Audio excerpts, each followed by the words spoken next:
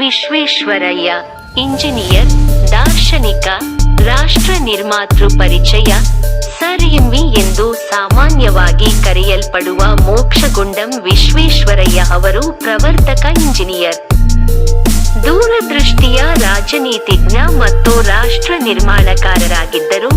ಅವರ ಕೊಡುಗೆಗಳು ಭಾರತದ ಅಭಿವೃದ್ಧಿ ಪಥದಲ್ಲಿ ಅಳಿಸಲಾಗದ ಛಾಪು ಮೂಡಿಸಿದವು. ಅವರ ಅನುಕರಣೀಯ ನಾಯಕತ್ವ, ನವೀನ ಚಿಂತನೆ ಮತ್ತು ಪ್ರಗತಿಗೆ ಅಚಲವಾದ ಸಮರ್ಪಣೆಯ ಮೂಲಕ ಅವರು ಮುಂದಿನ ಪೀಳಿಗೆಗೆ ಸ್ಫೂರ್ತಿಯ ದಾರಿದೀಪವಾಗಿ ಹೊರಹೊಮ್ಮಿದರು. ಆರಂಭಿಕ ಜೀವನ ಮತ್ತು ಶಿಕ್ಷಣ: ಎಂ. ವಿಶ್ವೇಶ್ವರಯ್ಯ ಅವರು ಸೆಪ್ಟೆಂಬರ್ 15, 1861 ರಂದು ಭಾರತದ ಕರ್ನಾಟಕದ ಒಂದು ಸಣ್ಣ ಹಳ್ಳಿಯಾದ ಮುದ್ದೇನಹಳ್ಳಿಯಲ್ಲಿ ಜನಿಸಿದರು. ವಿನಮ್ರ ಆರಂಭದ ಹೊರತಾಗಿಯೂ ಅವರು ಚಿಕ್ಕ ವಯಸ್ಸಿನಿಂದಲೂ ಅಸಾಧಾರಣ ಬುದ್ಧಿವಂತಿಕೆ ಮತ್ತು ಕಲಿಕೆಯಲ್ಲಿ ತೀವ್ರ ಆಸಕ್ತಿಯನ್ನು ಪ್ರದರ್ಶಿಸಿದರು. ತನ್ನ ಹಳ್ಳಿಯಲ್ಲಿ ಪ್ರಾಥಮಿಕ ಶಿಕ್ಷಣವನ್ನು ಮುಗಿಸಿದ ನಂತರ ಅವರು ಬೆಂಗಳೂರಿನಲ್ಲಿ ಹೆಚ್ಚಿನ ಅಧ್ಯಯನವನ್ನು ಮಾಡಿದರು ಮತ್ತು ನಂತರ ಮದ್ರಾಸ್ ವಿಶ್ವವಿದ್ಯಾಲಯದಿಂದ ಕಲಾ ಪದವಿಯನ್ನು ಪಡೆದರು. ಅವರ ಜ್ಞಾನದ ದಾಹವು ಪುಣೆಯ ಕಾಲೇಜ್ ಆಫ್ ಸೈನ್ಸ್ನಲ್ಲಿ, ಈಗ ಕಾಲೇಜ್ ಆಫ್ ಇಂಜಿನಿಯರಿಂಗ್, ಪುಣೆ ಎಂದು ಕರೆಯಲಾಗುತ್ತದೆ, ಸಿವಿಲ್ ಇಂಜಿನಿಯರಿಂಗ್ ಅನ್ನು ಮುಂದುವರಿಸಲು ಕಾರಣವಾಯಿತು. ಅಲ್ಲಿ ಅವರು ತಮ್ಮ ತರಗತಿಯಲ್ಲಿ ಉನ್ನತ ಮಟ್ಟದಲ್ಲಿ ಪದವಿ ಪಡೆದರು. ಇಂಜಿನಿಯರಿಂಗ್ ಸಾಧನೆಗಳು: ಇಂಜಿನಿಯರ್ ಆಗಿ ವಿಶ್ವೇಶ್ವರಯ್ಯ ಅವರ ಸುಪ್ರಸಿದ್ಧ ವೃತ್ತಿಜೀವನವು ಹಲವಾರು ದಶಕಗಳನ್ನು ವ್ಯಾಪಿಸಿದೆ ಮತ್ತು ಅವರ ಜಾಣ್ಮೆ ಮತ್ತು ತಾಂತ್ರಿಕ ಕೌಶಲ್ಯವನ್ನು ಪ್ರದರ್ಶಿಸುವ ವ್ಯಾಪಕವಾದ ಯೋಜನೆಗಳನ್ನು ಒಳಗೊಂಡಿದೆ. ಕರ್ನಾಟಕದಲ್ಲಿ ಕಾವೇರಿ ನದಿಗೆ ಅಡ್ಡಲಾಗಿ ಕೃಷ್ಣರಾಜ ಸಾಗರ ಅಣೆಕಟ್ಟಿನ ವಿನ್ಯಾಸ ಮತ್ತು ನಿರ್ಮಾಣವು ಅವರ ಅತ್ಯಂತ ಗಮನಾರ್ಹ ಕೊಡುಗೆಗಳಲ್ಲಿ ಒಂದಾಗಿದೆ. ಇದು ಶುಷ್ಕ ಭೂಮಿಯನ್ನು ಫಲವತ್ತಾದ ಕೃಷಿ ಕ್ಷೇತ್ರಗಳಾಗಿ ಪರಿವರ್ತಿಸಿತು ಮತ್ತು ನೀರಾವರಿಗಾಗಿ ಹೆಚ್ಚು ಅಗತ್ಯವಿರುವ ನೀರನ್ನು ಒದಗಿಸಿತು. ನೀರು ನಿರ್ವಹಣೆ ಮತ್ತು ನೀರಾವರಿ ಇಂಜಿನಿಯರಿಂಗ್ನಲ್ಲಿ ಅವರ ಪರಿಣತಿಯು ಭಾರತ ಮತ್ತು ವಿದೇಶಗಳಲ್ಲಿ ಅವರಿಗೆ ಪ್ರಶಂಸೆಯನ್ನು ಗಳಿಸಿತು.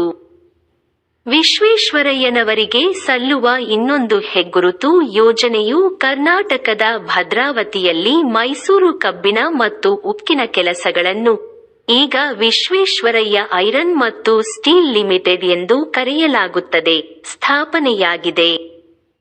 ಅವರ ಮಾರ್ಗದರ್ಶನದಲ್ಲಿ ಈ ಉಕ್ಕಿನ ಸ್ಥಾವರವು ದಕ್ಷತೆಯ ಮಾದರಿಯಾಯಿತು ಮತ್ತು 20ನೇ ಶತಮಾನದ ಆರಂಭದಲ್ಲಿ ಭಾರತದ ಕೈಗಾರಿಕಾ ಮೂಲಸೌಕರ್ಯವನ್ನು ಹೆಚ್ಚಿಸುವಲ್ಲಿ ನಿರ್ಣಾಯಕ ಪಾತ್ರವನ್ನು ವಹಿಸಿತು.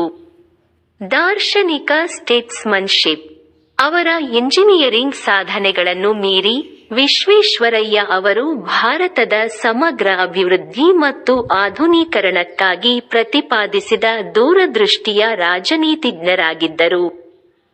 ಅವರು 1912 ರಿಂದ 1918 ರವರೆಗೆ ಮೈಸೂರಿನ ರಾಜಪ್ರಭುತ್ವದ ದಿವಾನ್, ಪ್ರಧಾನಿ ಆಗಿ ಸೇವೆ ಸಲ್ಲಿಸಿದರು. ಅಲ್ಲಿ ಅವರು ಶಿಕ್ಷಣ, ಸಾರ್ವಜನಿಕ ಆರೋಗ್ಯ ಮತ್ತು ಮೂಲಸೌಕರ್ಯಗಳಲ್ಲಿ ಪ್ರಗತಿಪರ ಸುಧಾರಣೆಗಳನ್ನು ಜಾರಿಗೆ ತಂದರು. ಅವರ ದೂರದೃಷ್ಟಿಯ ನೀತಿಗಳು ಮೈಸೂರು ಬ್ರಿಟಿಷ್ ಭಾರತದಲ್ಲಿ ಅತ್ಯಂತ ಸಮೃದ್ಧ ಮತ್ತು ಉತ್ತಮ ಆಡಳಿತದ ರಾಜ್ಯಗಳಲ್ಲಿ ಒಂದಾಗಿ ರೂಪಾಂತರಗೊಳ್ಳಲು ಅಡಿಪಾಯವನ್ನು ಹಾಕಿದವು.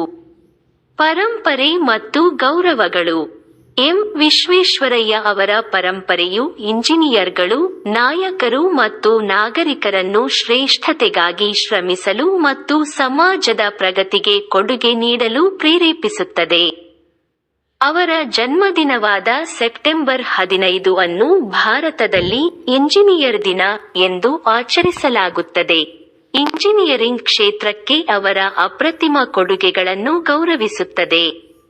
ಅವರ ಅತ್ಯುತ್ತಮ ಸಾಧನೆಗಳನ್ನು ಗುರುತಿಸಿ. ಅವರಿಗೆ 1955 ರಲ್ಲಿ ಭಾರತದ ಅತ್ಯುನ್ನತ ನಾಗರಿಕ ಗೌರವವಾದ ಭಾರತ ರತ್ನವನ್ನು ನೀಡಲಾಯಿತು. ತೀರ್ಮಾನ: ಮೋಕ್ಷಗುಂಡಂ ವಿಶ್ವೇಶ್ವರಯ್ಯನವರ ಜೀವನ ಮತ್ತು ಕೆಲಸವು ಸಮರ್ಪಣೆ. ನಾವೀನ್ಯತೆ ಮತ್ತು ರಾಷ್ಟ್ರ ನಿರ್ಮಾಣದ ಮೌಲ್ಯಗಳನ್ನು ಪ್ರತಿಬಿಂಬಿಸುತ್ತದೆ.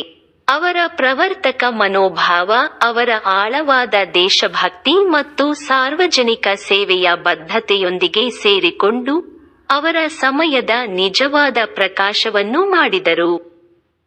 ನಾವು ಅವರ ಗಮನಾರ್ಹ ಪ್ರಯಾಣವನ್ನು ಪ್ರತಿಬಿಂಬಿಸುವಾಗ ನಾವು ಅವರ ಮಾದರಿಯಿಂದ ಸ್ಫೂರ್ತಿ ಪಡೆಯೋಣ ಮತ್ತು ಅವರ ಹೆಜ್ಜೆಗಳನ್ನು ಅನುಸರಿಸಲು ಪ್ರಯತ್ನಿಸೋಣ. ಶ್ರೇಷ್ಠ